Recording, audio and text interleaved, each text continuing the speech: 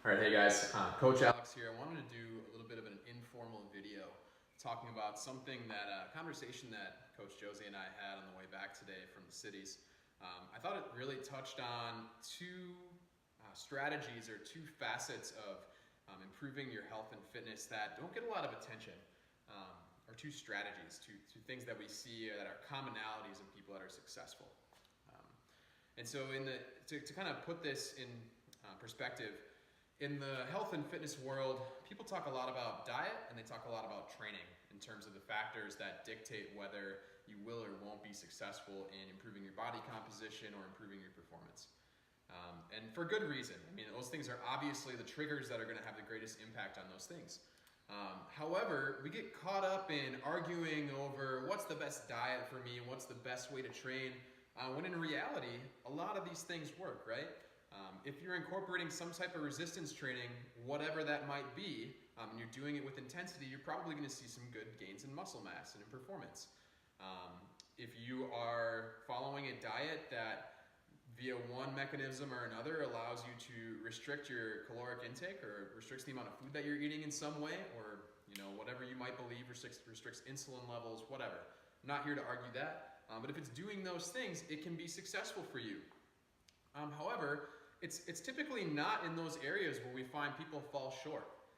It's not that people don't know how to eat well for their goals. It's not necessarily that people don't know how to train for their goals, because like we just talked about, you can do a lot of different things and be successful. Where people fall short is in the two areas that Josie and I talked about today, and that's in their identity and also in their support system.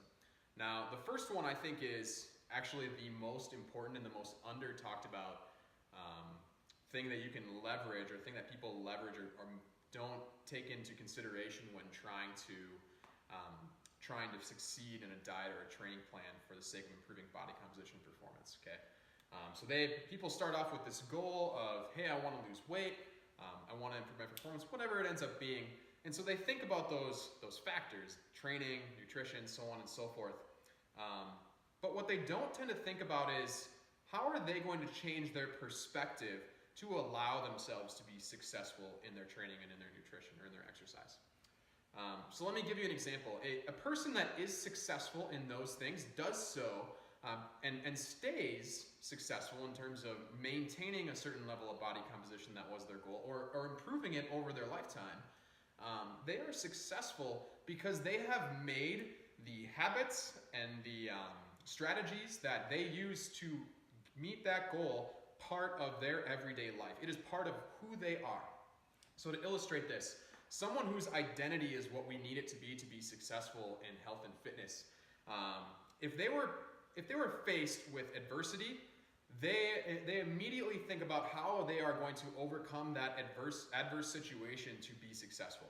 So here's an example. Let's say you're going on a work trip for a week. Your goal is to lose body fat. You're trying to improve your body composition. You're following your diet, you're following your training program to help you do that, and you have to go on a work trip, okay? So now someone whose identity is not where it needs to be in terms of improving health and performance would use that work trip as an excuse to put the brakes on those things. And they would say, well, I'm going out of town for a week, so I'm just not going to be able to train. I'm going to have to eat whatever I eat out, okay? So now someone that is successful instead is going to look at that situation and say, well, okay, now what can I do while I'm on this work trip in terms of my health and in terms of my nutrition and in terms of my training to try and stay as close to plan or on plan as possible within reason, all right? We're not trying to kill ourselves, but I want to continue to take steps towards this goal. What can I do while I'm traveling to make that work for myself, okay? Another example of this is like, let's say you have some sort of health condition that prevents you from working out the way you want to, whether that's an injury or whatever happens to happen to you. You get sick, something like that. The person whose identity is not where it needs to be, whose identity is not wrapped up in being a person that exercises, is going to, again, use that as an excuse. Oh, I'm not feeling so great, so I'm not going to go to the gym today. And you know what? Because I didn't go to the gym, I don't feel like eating really well. So I'm going to let myself kind of go there. That's where identity is falling short. You need to have you need to self-identify as somebody who works out and somebody who eats well, and you need to take pride in that and own it. And that is something that cannot change. You need to be that person if you are going to be successful long term. If you are simply viewing your diet and exercise as means to an end, the end being achieving a goal, whatever that ends up being, if you're not totally owning the process and owning the fact that you're going to have to withhold those habits forever, you're not going to be successful long term. So if you're not there, think about what you're doing now to get yourself towards the goal, and you need to figure out a way to make those habits stick forever if you're going to be successful. Okay, so identity, that needs to change if it's not in that place and you want to be successful. Number 2 is a support system. So how are you surrounding yourself with the right type of people, mentors, coaches that are going to help you be successful? All right. So this comes down to, are you a part of the right type of gym? Do you have the training environment that makes you want to come back and be around those people? Are you motivated to be in that environment and continue to push yourself in the gym day after day? If you don't have that support system in the gym, you're probably not going to enjoy being there regardless of how motivated you are. Okay?